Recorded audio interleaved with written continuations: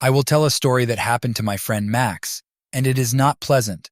But first, I will start with the backstory.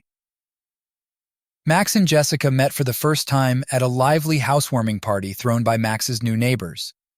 Everyone was relaxing in the backyard of the neighbor's new house, playing fun music and having fun.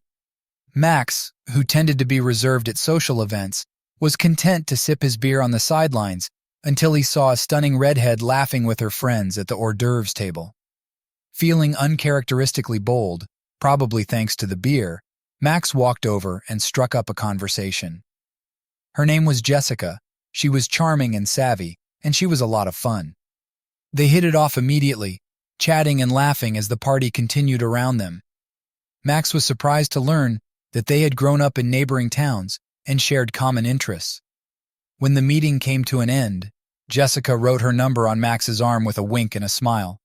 "Call me," she asked before she left. My friend Max watched her follow, grinning like a fool, already smitten. Their first official date was mini golf and ice cream. Jessica looked adorable in jean shorts and a striped t-shirt. They discussed each other's skills as they passed a corny pirate-themed course. Jessica yelped after a successful shot. "Enjoy it while it lasts," Max teased. "I'm just warming up." When Max gallantly arranged a mini surprise afterward, Jessica rewarded him with a sticky and sweet kiss.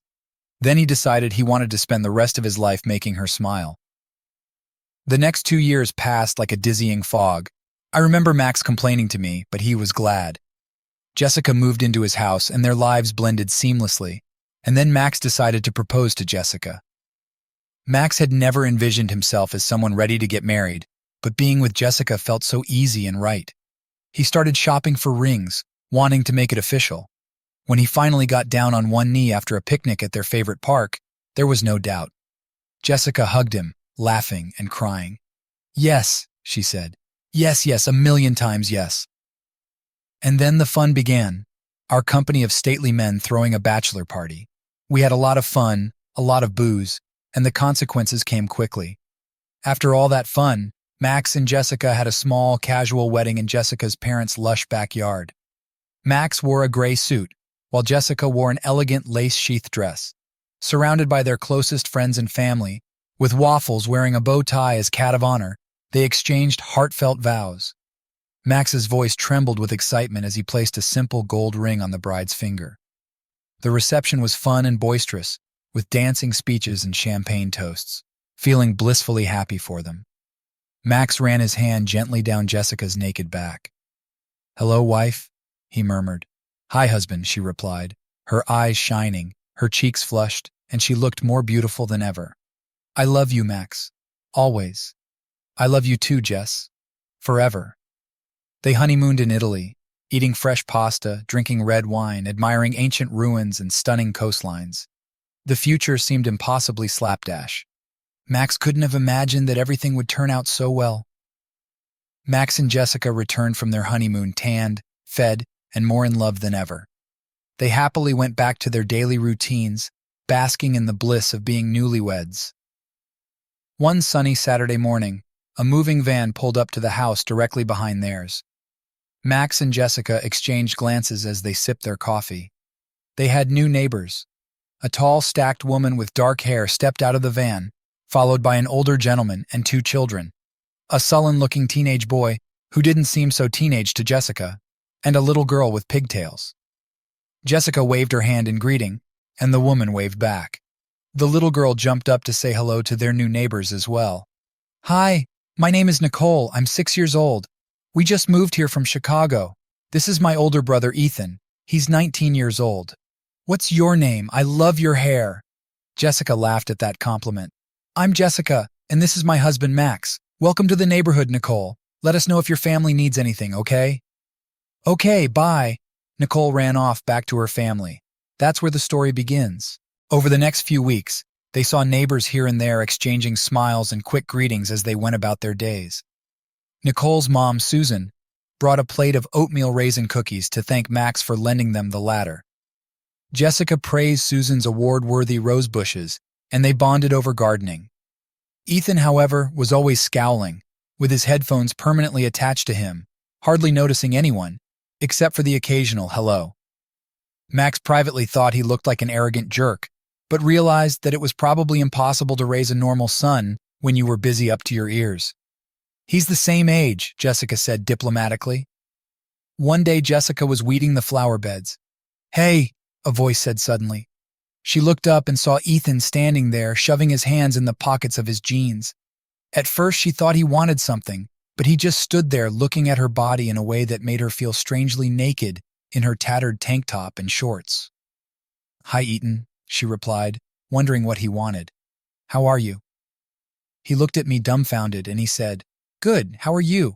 I think Peba needs help, Jessica replied. Oh no, that's okay, I'm almost done anyway, but thanks for the offer.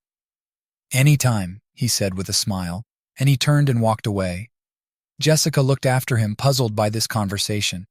After that, she began to notice Ethan around more often, that he was shirtless, sitting with his muscles shining on a chaise lounge, passing by with his new buddies. If he spotted her, he always stopped to chat with Jessica, showering her with bad jokes and jokes. Underneath the sarcastic exterior, he was savvy, making her put him on the spot and laugh a little. Jessica told herself that he was just being neighborly and that it was good that he was interacting with the world in some way. She didn't mention the flirtatious note that crept into their interactions, or the way his long stares made her pulse quicken. She had convinced herself that it was all perfectly innocent. Ethan was just a bored single guy, and she was happily married. There was nothing to feel guilty about. Right? The summer was disgustingly hot and languid. Max was working long hours at his accounting firm, and Jessica, the teacher, was on vacation. She dived headfirst into projects, replanting the garden, painting the guest room, experimenting with new recipes.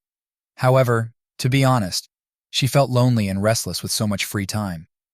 Jessica was looking more and more forward to talking to Ethan. Since Max was so absorbed in his work, it was nice to have someone who seemed genuinely interested in her thoughts, even if he himself was just a kid to the rest of them. One hot August afternoon, Jessica decided to go grocery shopping. She was out of groceries from a recent family party, and she was craving mint chocolate chip ice cream. Humming to herself, she grabbed her reusable bags and headed for the exit.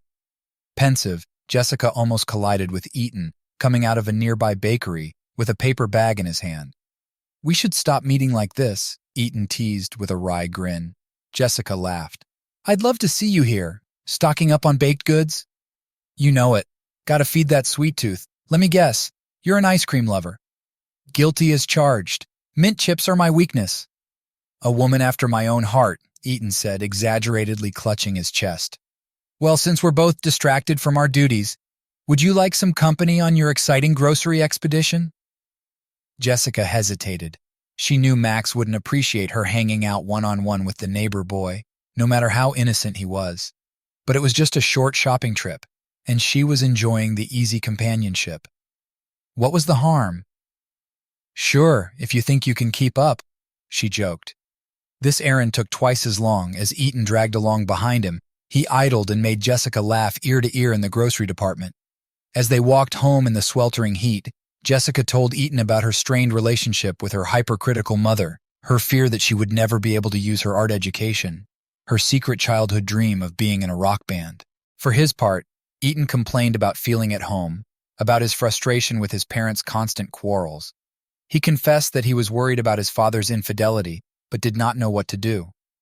That's rude, Jessica said sincerely, touching his arm. I'm sorry you're dealing with this, but you're a great guy, Ethan. I know you'll be fine. Something flickered on his face, an expression she couldn't decipher. Thank you, Jess, he said quietly, for the audition, and for everything. A strange tension swept over them, and Jessica jerked her hand away quickly in excitement. Ethan stared at her, his blue eyes sparkling. She was hot, and not just from the blazing sun. Well, I should probably get this ice cream home before it completely melts, she muttered with a forced laugh, picking up her shopping bags. Oh, hey, you should come over to our place first, Ethan suggested, brightening up. Remember that flashy indie movie I told you about, the one I thought you'd like? I just bought it on Blu-ray. You can come watch it, say hi to my parents. They've been wanting to watch it for a long time. You guys are still coming.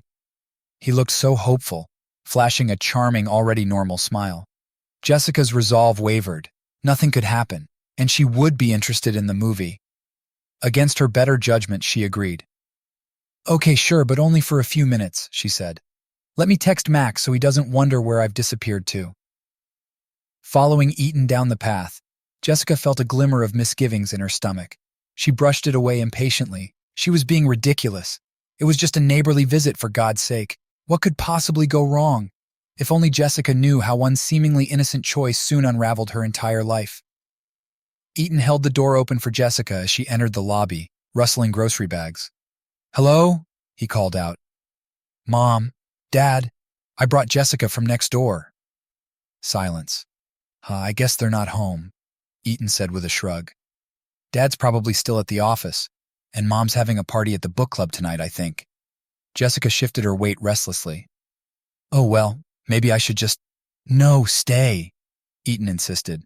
Seriously, it's all good. You can't leave without seeing the bonuses to this director's cut. There's a part where they talk about the cinematography that will amaze you.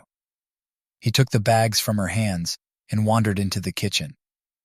Come on, make yourself comfortable. You want something to drink? We've got LaCroix, Mom's disgusting kale smoothie, maybe a couple beers. Jessica cautiously sat down on the edge of the couch, folding her hands neatly in her lap. It's okay, she said to herself.